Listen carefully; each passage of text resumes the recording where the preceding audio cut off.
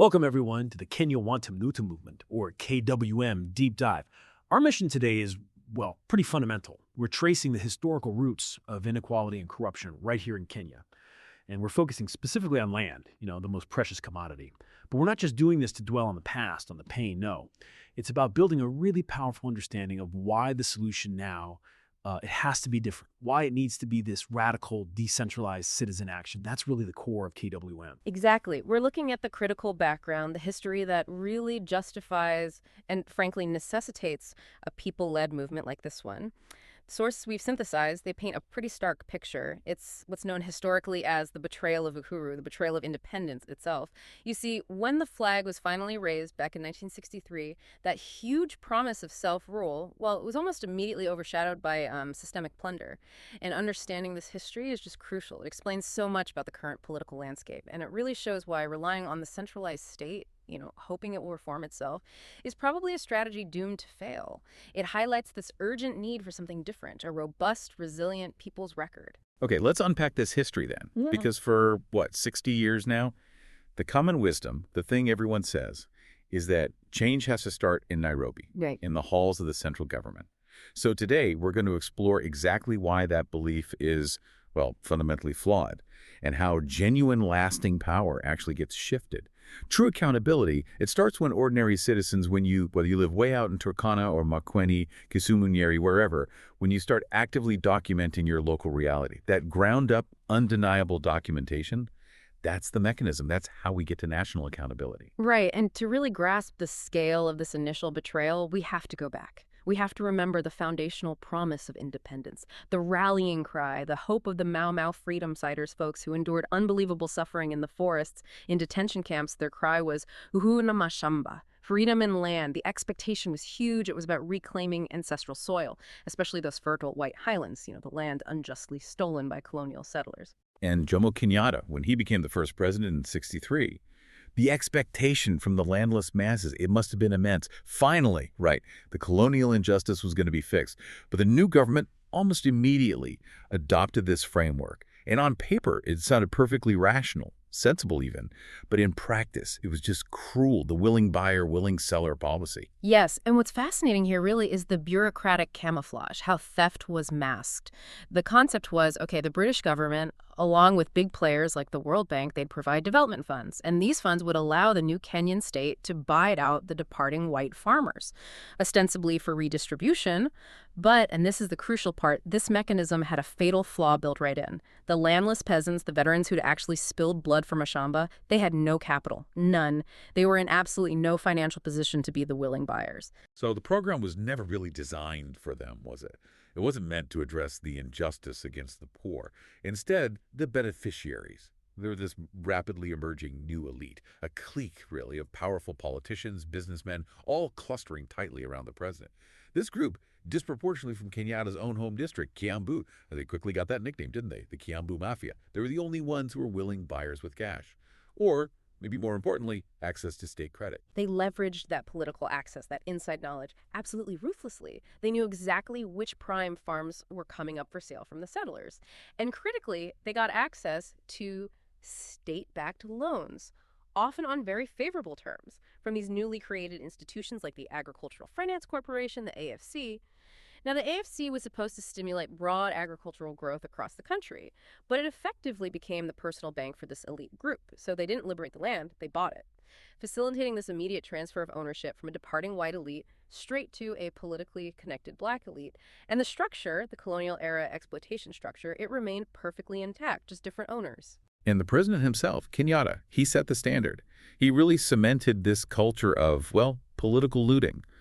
Jomo Kenyatta became known as the country's largest landowner. I mean, just think about that title for the first president. He acquired these vast, sweeping tracts of land across the Rift Valley, prime coastal properties, incredibly rich coffee estates, often hidden behind private holding companies. Gicheha Farm, that huge ranch near Nakuru.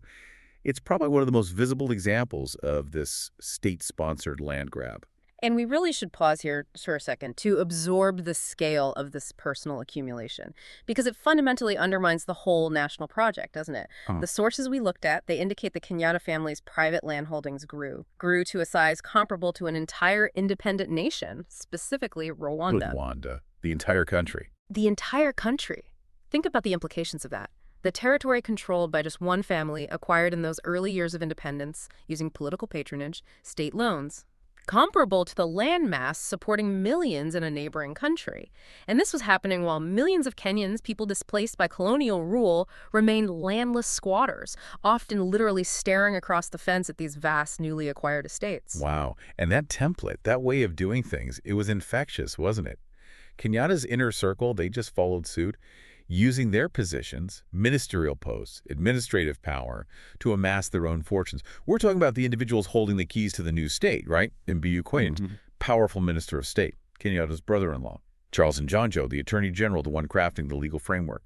Dr. Ojoro's Mungai, foreign minister, personal physician, deeply connected. And they systematically diverted resources. Resources meant for the public good. Take the settlement schemes. These were supposed to be the lifeline, the only one really offered to the landless, but they were immediately corrupted. The All-Kalu settlement scheme, for example, it was designed to be a crown jewel of land redistribution. It became a national disgrace. Instead of benefiting the Mau Mau veterans, the genuinely dispossessed, the plots went to the men in suits in Nairobi. The connected ones. The connected ones, those with political ties, often using false names, shell companies.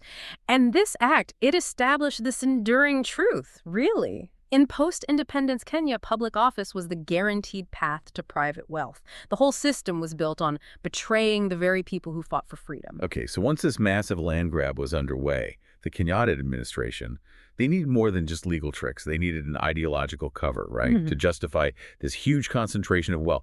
How did they reframe what was basically organized state theft? They were clever. They orchestrated this brilliant but ultimately devastating ideological shift.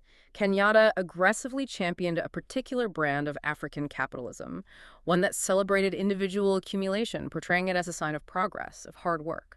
So, by presenting wealth, even ill-gotten wealth, as a reward for entrepreneurial spirit, he effectively rebranded state plunder. He toured the country, telling people, stop waiting for government support, essentially equating legitimate demands for land restitution with laziness. And the sources, they detail how this reframing reached its most cynical point, that famous rally at Ruringu Stadium. He looked directly at the former freedom fighters, the veterans, the ones with the most legitimate historical claims, and he delivered this blunt, just crushing message. Hakuna Chabure, nothing is free. It was calculated and profoundly damaging. By framing the demand for stolen land back as wanting charity, he delegitimized the historical claims of the poor, the dispossessed. And this normalization of plunder, it became a cornerstone of the state's legitimacy, you could say. The key insight really from the sources is this. The post-independent state, under that Kiambu elite, it didn't fundamentally break the extractive economic model the colonizers set up. They just took over the controls. The new masters simply directed the old mechanisms of accumulation towards their own private enrichment. And this new order, it demanded total submission, didn't it? The cost of speaking out, of challenging the land and wealth distribution. It was astronomically high. We're talking about the deliberate creation of a culture of fear. The trail of political assassinations tragically illustrates this perfectly. The first major one was Gama Pinto. He was a radical socialist politician, an intellectual actively organizing dissent against the growing economic inequality. Gunned down outside his Nairobi home in 1965, it was an early clear message: challenge the elite's economic model, you risk your life. But maybe the most powerful voice against the regime's excesses, the man who was perhaps the biggest threat to their power base. That was Josiah Mwangi Kariuki, wasn't it? Known everywhere as J.M. Kariuki. Hugely popular, a genuine hero of the Mau Mau resistance, and he spoke so directly to the betrayal felt by ordinary people. J.M. Kariuki really became the conscience of the nation. His condemnation of the new order was sharp, succinct, and damning. He famously said Kenya had become a society of 10 millionaires and 10 million buggers. Wow. He attacked the corruption, the land grabbing, the sheer arrogance of the Kiambu clique. And he did it with widespread popular support that cut across ethnic lines. That's why he was such a threat. He was credible, seen as incorruptible, and he articulated the anger of millions who felt cheated out of the promise of independence. And the response? Swift and horrific. Yeah. March 1975. Kariuki abducted from the Hilton Hotel in Nairobi. His mutilated body found days later in the Ngong Hills. The official government inquiry that followed, exactly what you'd expect from a captured state, really. A total whitewash, designed to protect the powerful men everyone believed were responsible. His murder was absolutely intended to silence the most effective critic and to serve as the ultimate warning against challenging the system of patronage and wealth accumulation. And this pattern, this culture of eliminating political rivals, especially those with popular support outside that Kiambu power structure, it was reinforced by the earlier assassination of Tom Mboya in 1969. Mboya was brilliant, a Luo politician, seen as a potential successor. His removal conveniently consolidated power for Kenyatta's inner circle. It just deepened the fear, confirmed that political life was incredibly precarious unless you were part of that inner group. The legacy. It's just catastrophic, isn't it? The foundation of the modern Kenyan state was built on normalized corruption, on organized theft. Public office, which should be about service, became openly seen as the quickest, most guaranteed path to immense personal wealth, a precedent that's just infected every government since. And the social cost, you see it today. Landlessness is still the country's most explosive, most enduring political issue. Families displaced generations ago still live as squatters, often right next to these massive idle plantations owned by the political elite. This foundational inequality, it's the engine. It fuels ethnic tension, violence during elections, as these deep-seated land grievances get manipulated, channeled through a tribal lens. The poverty J.M. Kariuki predicted, you can see it physically embodied in the vast slums like Kibera, filled with the children and grandchildren of the landless, a standing testament to that post-independence betrayal. Okay, so we've really established the depth of this rot, haven't we? Rooted right back in the 1960s. This structural challenge. Power transferred, Right. but the extractive system wasn't dismantled. So the fight for what you might call the second independence, it has to start now. But not with calls for revenge, maybe, but with a foundational demand for national solvency, for radical transparency. Absolutely, and the source material is really adamant about this. A state-led approach has failed, and it will keep failing. We saw this most dramatically with the Truth, Justice, and Reconciliation Commission, the TJRC. That commission did meticulous work. Documented historical injustices, detailed specific land thefts, abuses, even named individuals responsible. But what happened? The report was handed over to the very government structure it implicated, and poof, buried, collecting dust, denying victims any justice, any closure. That cycle, the state investigating itself, then burying the evidence it has to be broken. The solution has to lie in documentation and radical transparency driven by the people themselves. Right. Accountability doesn't start with legal titles hanging on an office wall, or commissions appointed in Nairobi. It begins with ordinary people refusing to be fooled twice. So many Kenyans think change begins in Nairobi. Wrong. It begins right where you live. Yes. Because when citizens start sharing their reality, what's actually happening, who's accountable, who isn't, whether it's in Turkana, Makueni, Kisumu, or Nyeri, powerful patterns emerge. Undeniable patterns. You start seeing the same tricks, the same hands, the same tactics of diversion and delay, and you see it's a national phenomenon cutting across regions. That's how real accountability begins, not top-down mandates, but citizens providing the decentralized, comprehensive evidence from the ground up. And that brings us straight to the engine of change here, the People's Record, the KWM platform. The mission is actually pretty simple. We want your stories. What is happening where you are, or maybe what's not happening that should be. Who is doing something right? Let's hear that too. Who keeps promising things and then vanishing? Tell it like it is. No filters, no spin. Your words, your post. It can wake up the next person, get them to act. That is how a movement grows one honest post at a time, creating this verifiable web of truth that can't be easily dismissed or buried like that TJRC report was. And it's crucial to understand this platform, it isn't a news site. It's genuinely a people's record. Every single comment, every truth written there, it forms this indelible trail. A trail that no spin doctor, no powerful politician can just erase or explain away. The source material really emphasizes this. Transparency is the most powerful disinfectant against impunity. When documentation is decentralized, public, the collective political pressure for action becomes unavoidable. When you post on KWM, you're not just reacting, you know. You're actively documenting Kenya as it actually is. History isn't being written in government offices anymore. It's written right here, by you. So we really encourage you. Join the Kenya Wantam Notam movement, KWM today. Visit www.wantamnotam.com. Go there. Create your account. It's straightforward. All the 47 counties are listed right there. Find your county, identify it, and just start posting. Share your ideas, things that can help change your village, your city, your nation.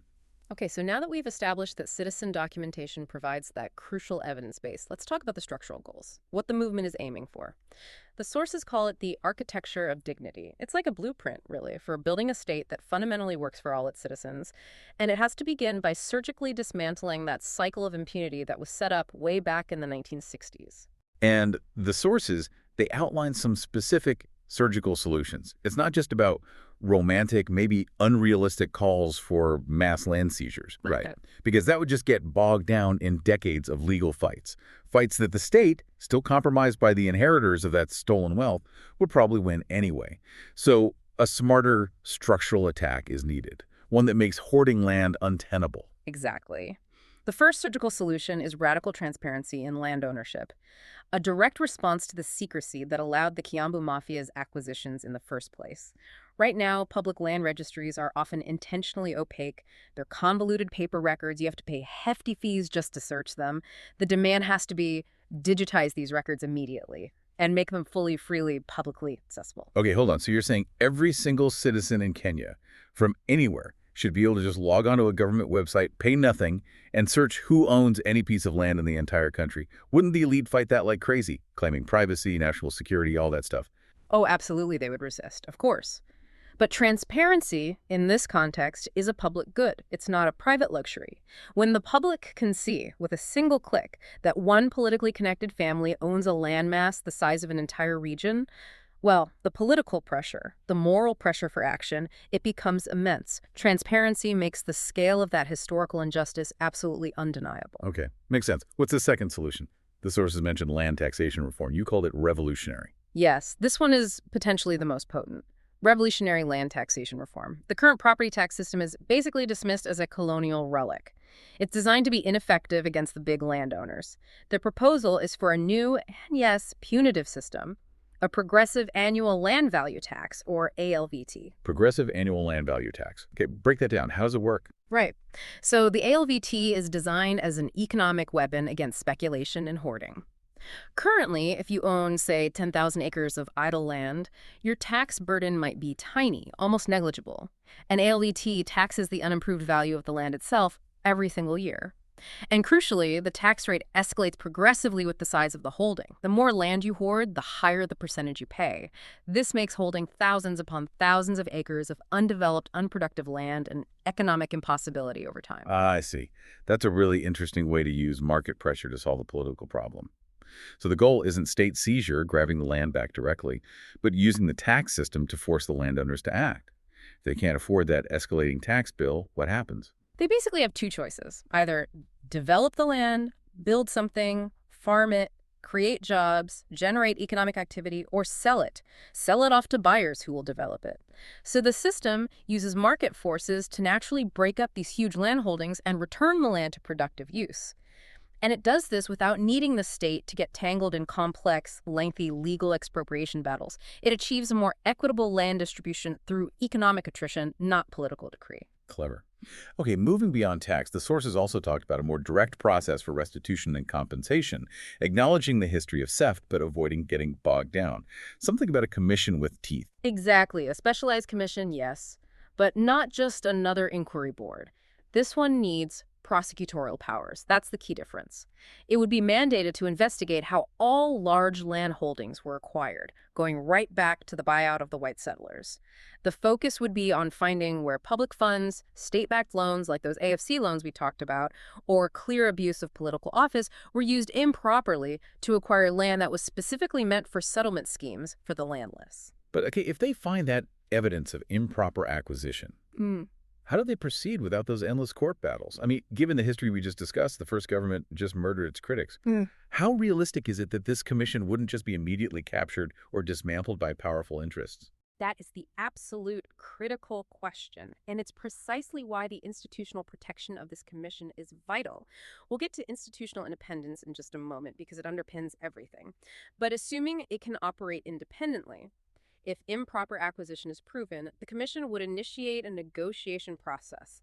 This could involve the current holder agreeing to cede a significant portion of the land back to the state for public use, maybe for schools, hospitals, affordable housing, Or, as an alternative to physical transfer, the commission could levy a substantial one-time historical injustice tax against the property's current value. The proceeds from that tax, which would be significant, would then be earmarked specifically to fund a national compensation scheme for the descendants of those original dispossessed communities. It's a pragmatic way to tackle historical rectification. Right, and none of these solutions, the transparency, the punitive tax, the restitution commission, none of it works if the underlying institutions are still weak, still captured by the executive branch, right? Yeah. So the fight for KWM, it's also a fight to liberate the institutions themselves, the judiciary, the public prosecutor, the anti-corruption commission. Precisely. Their financial independence needs to be constitutionally guaranteed, like a firewall, freeing them from the Treasury's political chokehold. Because right now, if the president wants to slow down an inconvenient investigation, he can simply starve the Anti-Corruption Commission of funds. It happens. The goal has to be ensuring the leadership of these critical bodies is pointed through a rigorous, transparent process, completely firewalled from the executive's political influence. And the outcome we're looking for, it sounds simple, but it would be revolutionary in the Kenyan context. When a politically connected tycoon, maybe someone who inherited land from that original Kiambu Mafia group, is finally jailed for corruption, and their stolen assets are actually seized, that sends a profound shockwave through the whole system, doesn't it? Impunity, the very fuel of the grand corruption normalized back in the 60s, it starts its irreversible death spiral. And ultimately, this systemic change, it requires more than just laws and commissions. It needs a new national consciousness. Look, the political class has thrived for decades by successfully dividing the poor along ethnic lines, pitting Kikuyu against Luo, Kalenjin against Luhya, while they themselves behind the scenes loot together, completely unified by their class interests. They want the masses fighting each other over scraps of land while they take the lion's share. So the ultimate goal of this movement, reading between the lines of our sources, is to fundamentally reframe the Kenyan identity itself, reframing the national struggle. The conflict isn't really, and maybe never has been, between ethnic groups. The real struggle, since 1963, is between that small, often transnational class of plunderers and the vast, exploited mass of the plundered. That's the core realization. Hope really emerges when Kenyans stop seeing each other primarily as ethnic rivals and start seeing each other as unified allies, allies in a shared national struggle for the country's very soul. And the KWM platform, by revealing the exact same patterns of corruption happening in all 47 counties, actually helps dismantle that ethnic division. It shows clearly that the looters come from everywhere, they cross all tribal lines. That realization identifying the shared enemy, the shared problem, that's the true starting point for the second independence. Freedom from the internal colonizers who stole the promise of the first one. Okay, let's try and pull together the key takeaways from this deep dive then. The foundation of modern Kenyan inequality. It was laid right at the beginning, immediately after independence, when a new elite just seamlessly took over the extractive colonial economy. But, and this is the hopeful part, the tools needed to finally dismantle that poisonous legacy. Radical transparency, local documentation driven by citizens, and a unified national consciousness. Those tools are now firmly in the hands of the citizens. And this is fundamentally a fight for a dignified future for everyone. The resources that get unlocked by seriously tackling corruption, by implementing that kind of punitive taxation on idle land, they must be aggressively funneled into the public services that have been starved for 60 years. We're talking about building a functioning, universal national health service, an engine for genuine social mobility through truly accessible public education, a massive social housing program designed to finally dismantle the sprawling slums that stand as this physical scar, this manifestation of the post-colonial betrayal. The looting never really stopped. Only the looters changed faces over the decades. Your action, your post, documenting what's happening locally on a transparent platform like KWM, that is the only trail that cannot be erased. By documenting the reality where you live, you become the indispensable watchdog. You become the check and balance that has been missing. So if you want to be part of the solution, part of this fight for the second independence, we urge you, join the Kenya Wantam Notam movement, KWM. Visit www.wantamnotam.com. Create your account. It's easy. When you post, remember, we're not just reacting. You're documenting Kenya as it is. You are writing history from the ground up. Thank you for listening to the Kenya Wantam Notam movement, KWM podcast.